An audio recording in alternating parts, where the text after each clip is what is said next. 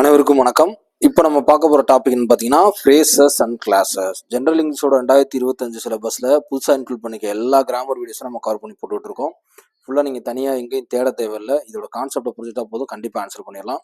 நம்ம பல வீடியோஸ் பார்க்காதவங்க ஜஸ்ட் பல வீடியோஸ் பாருங்கள். எல்லா கிராமர் பாட்டும் கவர் பண்ணியிருப்பேன். பொலிட்டிக்கல் சயின்ஸ் கீவேர்ட்ஸ் எல்லாமே போட்டிருப்போம்.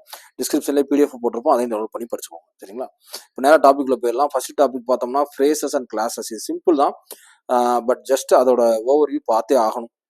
ஏன்னா எப்படி கேட்பாங்க அப்படிங்கிறத நம்மளால டிஃபைன் பண்ண முடியாது இல்லையா? So phrases and classes. Okay, introduction பாருங்க. Phrase is a group of words that work together as a single part speech but do not contain both subject and verb. இது ஒரு குரூப் ஆஃப் வேர்ட்ஸ் சேர்ந்தது தான் அந்த ஃப்ரேஸுங்கிறது. இது சேர்ந்து தான் இருக்கும். இது ஒரு பேசுறதுல ஒரு சின்ன பாட்டாக வரும். ஆனால் கம்பல்சரி இந்த பாட்டில் சப்ஜெக்டும் வர்பும் ரெண்டுமே சேர்ந்து இருக்கவே இருக்காது. Both a subject and verb இருக்கவே சேர்ந்து இருக்காது. ஸோ அடுத்த பாருங்க, clause. A clause is a group of words that contains both subject and a predicate verb. So இதில் கிளாஸில் சப்ஜெக்ட் வர்பும் சேர்ந்து வரும். ஸோ ஃபர்ஸ்ட் ரூல், ஃப்ரேஸில் சப்ஜெக்ட் வர்பு சேர்ந்து வராது, கிளாஸில் சப்ஜெக்ட் வர்பு சேர்ந்து வரும். ஒன்று வச்சு கண்டுபிடிச்சிடலாம். ஃப்ரேஸ் கம்பல்சரி சென்டென்ஸை கம்ப்ளீட் பண்ணவே பண்ணாது, எந்த அர்த்தத்தையும் கொடுக்காது. ஆனால் கிளாஸ் கம்பல்சரி அர்த்தத்தை கொடுக்க வாய்ப்பு இருக்கு. ஏன்னா கிளாஸ்ல ரெண்டு விதம் இருக்கு, இண்டிபெண்டன்ட் கிளாஸ், டிபெண்டன்ட் கிளாஸ். அதை கீழே போக பார்ப்போம். ஃபர்ஸ்ட் டிஃபரன்ஷியேட் பாருங்க பிட்வீன் ஃப்ரேசஸ் அண்ட் கிளாஸ். நான் ஏற்கனவே சொன்ன மாதிரி does not have a subject and a predicate verb இருக்காது. எக்ஸாம்பிள் பாருங்க, இந்த மார்னிங். ஸோ இந்த மார்னிங்கிறது ஏதாவது அர்த்தத்தை கொடுக்குதா அப்படின்னா கிடையவே கிடையாது. இந்த மார்னிங் காலையில், அவ்வளோ, அது என்ன அர்த்தத்தை கொடுக்குது? கிடையாது. ஆனால் கிளாஸ்ல பாருங்க, has a subject and predicate இருக்கும். Example, he went home. ஹீங்கிற சப்ஜெக்ட், வெண்ட்டுங்கிற வெர்பு, ஹோம்ங்கிறது ஆப்ஜெக்ட்.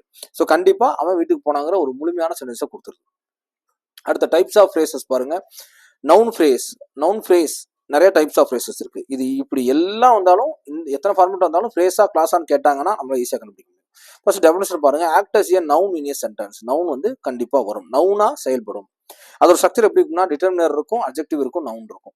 ஏன்னா நவுனை டிஸ்கிரைப் பண்றதான அட்ஜெக்டிவ். ஸோ பாருங்க, the beautiful flowers, a bunch of ripe bananas, the boy in the red shirt, her bright smile, the sound of laughter. ஓகேவா? எல்லாத்துலயும் பாருங்க டிட்டர்மினர் த, ஏ, த, ஹர், த எல்லாமே இருக்கும். பியூட்டிஃபுல், பஞ்சு, ரெட்டு, பிரைட்டு, சவுண்டு, இந்த மாதிரி அட்ஜெக்டிவ் வேர்டு இருக்கும். ஓகேவா? நவுனு கடைசியில இருக்கிறது எல்லாமே நவுன் வரும். ஓகேவா? ஸோ இந்த ஃபார்மேட்ல இருக்கும். இப்படி வச்சா நம்ம ஈஸியாக கண்டுபிடிச்சிடலாம். இது கம்பல்சரி என்ன? ஸோ ஃப்ரேஸ் தாங்கிறத கண்டுபிடிச்சிடலாம். அடுத்த வெர்பு ஃபேஸ்.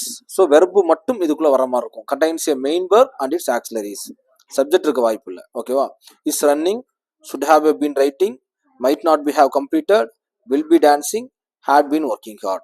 இஸ்ங்கிறது மெயின் வெர்பு, ஷுட்டுங்கிறது ஆக்சிலரி, மைட்டுங்கிறது ஆக்சிலரி, வில்லுங்கிறது ஆக்சிலரி, ஹேடுங்கிறது டூ ஃபார்ம் வெர்பு. ஸோ எல்லாத்துலேயும் வெர்பும் மெயின் வெர்பும் மட்டும்தான் வந்திருக்கும். இந்த மாதிரி இருந்தாலும் கண்டிப்பாக என்ன செய்யும்? அது ஃப்ரேசஸ் தான். ஒரு வினை சொல்லும் அதனுடைய தமிழ் அப்படியே தமிழாக்கம் பண்ணியிருக்கேன். புரியல்னா மட்டும் தமிழில் வாசித்தீங்கன்னா போதும், தேவலாம் தமிழ் வாசிக்கலாம். ஓகேவா? ஓடிக்கொண்டிருக்கிறது, இஸ் ரன்னிங். ஓடிக்கொண்டிருக்குன்னா என்ன ஓடிக்கொண்டிருக்கு? அர்த்தம் கொடுக்காது. ஓகேவா? அதான். ஸோ இப்போ அட்ஜெக்டிவ் ஃபார்ம்லையும் ஃப்ரேஸ் இருக்கு. Describes a noun or pronoun. நவுனையோ ப்ரோனவுனையோ அட்ஜெக்டிவ் என்ன பண்ணும்? டிஸ்கிரைப் பண்ணும். நவுனையோ ப்ரோனவுனையோ. இங்க பாருங்க, very intelligent, extremely hard working, determine to win the race, happy with her result. இது எல்லாமே excited about the trip. So நவுனையோ ப்ரோனவுனையோ இது என்ன செய்யும்? தெளிவாக அட்ஜெக்டிவ் டிஸ்கிரைப் பண்ணும். இந்த ஃபார்மேட்ல இருந்தாலும் அது என்ன செய்யும்? கண்டிப்பா ஃப்ரேஸ் தான். அடுத்த பாருங்க, அப்படியே பார்த்தோம் அப்படின்னா அட்வர்ப் ஃப்ரேஸ். அட்வர்ப் ஃப்ரேஸ் மட்டும் தனியாக இருக்கிறதும் இருக்கு. Modify a verb or adjective or another adverb. இது வெர்பையோ அட்ஜெக்டிவையோ அட்வர்பையோ மாடிஃபை பண்ணும். ஓகேவா? Okay, easy. Very quickly, in extremely quiet manner, with great enthusiasm and dedication, as fast as possible. Very, extremely, great, fast, இது எல்லாமே அட்வர்புக்குரிய வார்த்தைகள். ஓகேவா? Without any hesitation. ஓகேவா? நல்லா ஞாபகம் வச்சுக்கோங்க.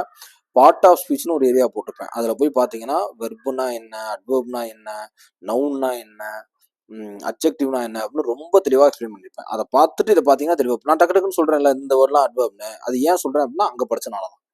ஓகேவா? ஓகே. அடுத்த ப்ரிப்போஷனல் ஃப்ரேசஸ்னு ஒன்று இருக்கு. ப்ரிப்போஷனல் ஃப்ரேஸுங்கிறது என்ன? Begins with preposition, act as an adjective or adverb. எப்படி ஃபார்மேட்ல இருக்குன்னா, ப்ரிப்போஷனல் ஆரம்பிச்சு அட்ஜெக்டிவாவோ அல்லது அட்வர்பாவோ இருந்தாலும் அது ஃப்ரேசஸ்ல வரும். ஆன் த டேபிள், இங்க பாருங்க, on the table, under the old oak tree, in spite of his effort, across. இது எல்லாமே என்ன ப்ரிப்போஷன் தான். பியாண்டுங்கிறது பியாண்ட் த மவுண்டன்ஸ், இதுவும் ப்ரிப்போஷன் தான். ஸோ அப்போ ப்ரிப்போஷன் அதுக்கப்புறம் அட்வர்ப் அட்ஜெக்டிவ் வந்தாலும் அது ஃப்ரேஸ் ஃபார்மேட்டில் இருக்குன்னு அர்த்தம்.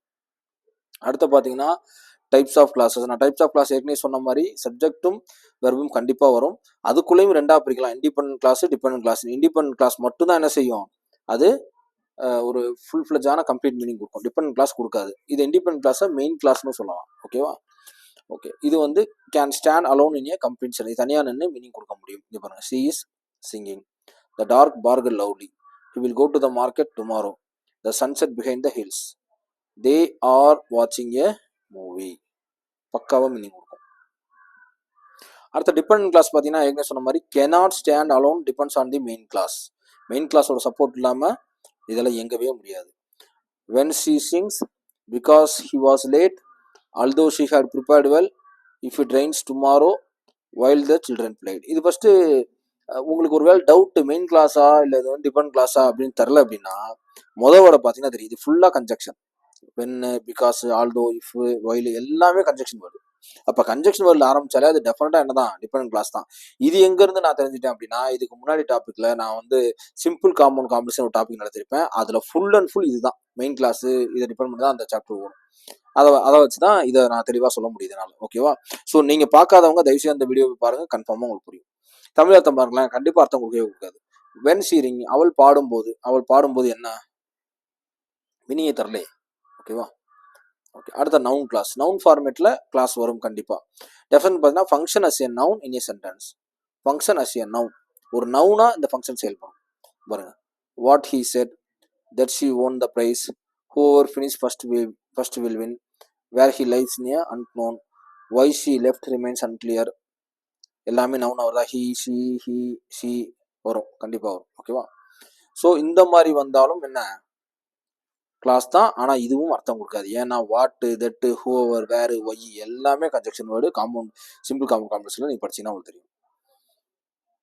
அடுத்து adjective clause. Describe a noun pronoun. நவுனையோ ப்ரோனவுனையோ டிஃபைன் பண்ணி அட்ஜெக்டிவ் வரும். Who is very kind, which he bought yesterday, that was left on the table, where he was born, whom I met at the park. எல்லாமே who, which, that, where, whom எல்லாமே conjunction word. கண்டிப்பாக dependent clause தான். ஓகேவா? அடுத்த Tamil express பாருங்களேன். Who is very kind, அவள் மிகுந்த தாராளமானவர். ஆனால் ஹூ முடிஞ்சு போச்சு, யாரு மீனிங் தரலையே. ஓகேவா? அடுத்த அட்வர்ப் கிளாஸ். டெஃபினேஷன் பார்த்தீங்கன்னா modifies a verb, adjective or adverb. Modifies a வெர்பையோ அட்ஜெக்டிவையோ அட்வர்பையோ மாடிஃபை பண்ணுறது தான் அட்வர்ப் கிளாஸ், அட்வர்போட வேலை. ஓகேவா? when the bell rang because he was tired, as if he had seen a ghost, wherever you go, since I last saw him. எல்லாமே conjunction வேர்டில் ஆரம்பிச்சிருக்கு. எல்லாமே டிபெண்டன்ட் கிளாஸ் தான். ஓகேவா? அடுத்து exception cases and complication cases பார்ப்போம். Elliptical கிளாஸஸ்னு ஒன்று இருக்குது. அது என்னன்னா clauses where some words are implied and not explicitly stated. சில வேர்டு உள்ளுக்குள்ளே இருக்கும் ஆனால் நமக்கு தெரியாது அப்படிங்கிறாங்க. வைல் கோயிங் டு ஸ்கூல் அர்த்தம் கொடுக்கல, பட் ஆனால் எலிப்டிக்கல் ஃபார்ம் ஆஃபில் பார்த்தீங்கன்னா while he was going to school, அந்த ஹி வாஸ்ங்கிறது உள்ள மறைஞ்சிருக்கும். ஆனால் எப்படி கொடுத்தாலும் while he was going to school அப்படின்னாலும் அது அர்த்தம் கொடுக்காது. பள்ளிக்கு போகும்போது அவ்வளோதான். பள்ளிக்கு அவன் போகும்போதுன்னு சொன்னாலும் என்ன அர்த்தம் இருக்குது, இன்னும் கம்ப்ளீட் பண்ணலையே. ஓகேவா? ஸோ இப்படி ஒரு கிளாஸ் டைப் இருக்குது, அவ்வளோதான். ஸோ அடுத்த phrases with hidden subject. To err is human, to err is human. இந்த டு எர்ங்கிறது இதில் சப்ஜெக்டாக ரோல் பண்ணும். தவறுவது மனித இயல்பு. ஃப்ரேசஸ் வித் ஹிடன் சப்ஜெக்ட், சப்ஜெக்டாக இங்கே ப்ளே பண்ணும். எக்ஸப்ஷன் கேசஸ் இருக்குல்லையே, அதான் இதெல்லாம். அடுத்து unusual construction. The more you practice the better you become. நீ அதிகமாக ப்ராக்டிஸ் பண்ணணும்னா நீ வந்து பெட்டராக வருவ, அவ்வளோதான் மீனிங். நீங்கள் அதிகமாக பயிற்சி செய்தால் நீங்கள் மேலும் மேம்படுவீர்கள். கரெக்டா? மேலும் மேம்படுவீர்கள்.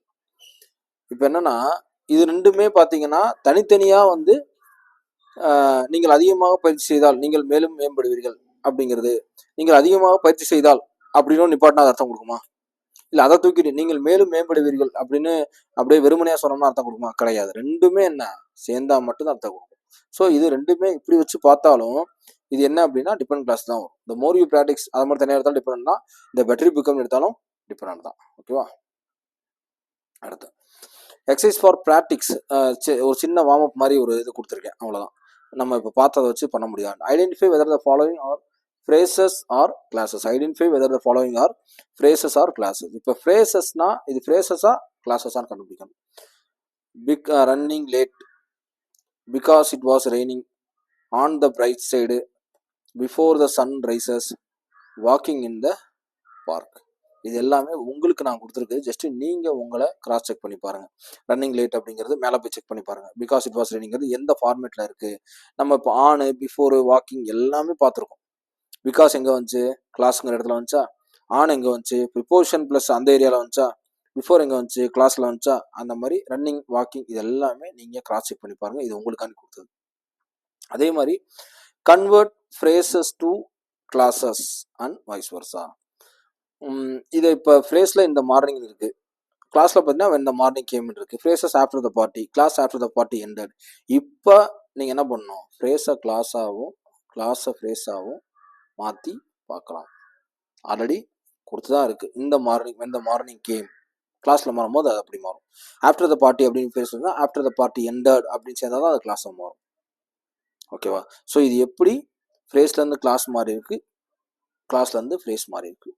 இப்போ இந்த மார்னிங் அப்படின்னு இருந்துச்சுன்னா அது என்ன, வெறும் ஃப்ரேஸ் தான், கன்ஜெக்ஷன் வேர்டே இல்லை, வெறும் ஃப்ரேஸ் தான். ஆனால் வென்னு சேரும்போது என்ன ஆகுது, கன்ஜெக்ஷன் வேர்டு சேர்ந்தால் அது கிளாஸாக மாறிடுது. வென் த மார்னிங் கேம் அது இண்டிபெண்ட் கிளாஸாக டிபெண்ட் கிளாஸானா டிபெண்ட் கிளாஸ், அவ்வளோதான். Write examples for each type of phrase and clauses. Write examples for each type of phrase and clauses. இப்போ noun phrase, the little girl with a red bloom. Adverb clause, although he was tired. ஸோ ஒவ்வொரு example கொடுத்துருக்காங்க, அவ்வளோ noun phrase, adverb கிளாஸுக்கு. இப்போ நம்ம பார்த்த 5 type of phrase, 5 type of clauses பார்த்தோம்னு நினைக்கிறேன். ஸோ எல்லா டைப்புக்கும் உங்களுக்கு என்ன தெரியணும், ஒரு எக்ஸாம்பிள் எழுத தெரியணும். ஓகேவா? எக்ஸாம்பிள் எழுத தெரியணும். ஸோ அதை நல்லா ஞாபகம் வச்சுங்க. வேறு என்ன இருக்குது, அவ்வளோதான். கிட்டத்தட்ட கன்க்ளூஷன் வந்தாச்சு. Conclusion. Understanding phrases and classes is essential for mastering sentence construction and grammar. By identifying the types of functions, students can create complex, meaningful sentences in English. என்ன சொல்கிறாங்க அப்படின்னா, ஃப்ரேசஸும் கேன்சலும் ரொம்ப ரொம்ப முக்கியம் சென்டென்ஸ் ஃபார்மேஷன்லையும் கிராமர்லையும். இது நம்ம கண்டுபிடிக்க தெரிஞ்சிச்சு, இது எப்படி செயல்படும் தெரிஞ்சிச்சுன்னா ஸ்டூடெண்ட்டு ரொம்ப தெளிவாக மீனிங்ஃபுல் சென்டென்ஸை மேக் பண்ண முடியும் அப்படின்னு சொல்கிறாங்க. நமக்கு அந்தளவுக்குலாம் நம்ம ஒன்றும் வில்லியம் ஷேக்ஸ்பியரெல்லாம் ஆக போகிறதில்ல. குரூப் 2ல பாஸ் பண்ணால் போதும், அவ்வளோதான். ஸோ இதில் உள்ள சென்டென்ஸை தெளிவாக படிச்சுக்கங்க. ஓகேவா? எத்தனை டைப்ஸ் பார்த்துருக்கோம் அப்படிங்க தெரியும். நவுன் கிளாஸ் ஃபார்மேட் எப்படி இருக்குது, நவுன் என்னென்ன ஃப்ரேசஸ் பார்த்தோம் அது. ஸோ எல்லாமே உங்களுக்கு கண்டிப்பாக தெரியணும். Adverb phrase, adjective phrase, verb phrase. ஃப்ரேஸ்னால் எப்படியெல்லாம் ஃப்ரேஸ் டைப் வரும், கிளாஸ்னால் எப்படியெல்லாம் கிளாஸ் டைப் வரும். ஃப்ரேஸ்னால் மீனிங் என்ன, கிளாஸ்னால் மீனிங் என்ன. ஃப்ரேஸ் அர்த்தம் கொடுக்குமா கொடுக்காதா, கிளாஸ் அர்த்தம் கொடுக்குமா கொடுக்காதா, இதுதான். சரியா? ஸோ பிடிஎஃபை டிஸ்கிரிப்ஷனில் லிங்க்கில் கொடுத்துருக்கேன், டவுன்லோட் பண்ணி படிங்க கம்பல்சரி. இதை ஜஸ்ட்டு 1 செகண்ட் 2 or 3 டைம்ஸ் பார்த்துட்டிங்கன்னா தெளிவாக புரியும். ஓகேவா? கிராமர் பாட்டை பொறுத்த வரைக்கும் இங்கிலீஷ் புரியாத மாதிரி தெரியும், ஆனால் கண்டிப்பாக நம்மளால் ஆன்சர் பண்ணிட முடியும். ஓகேவா? Okay, thank you so much. Thank you.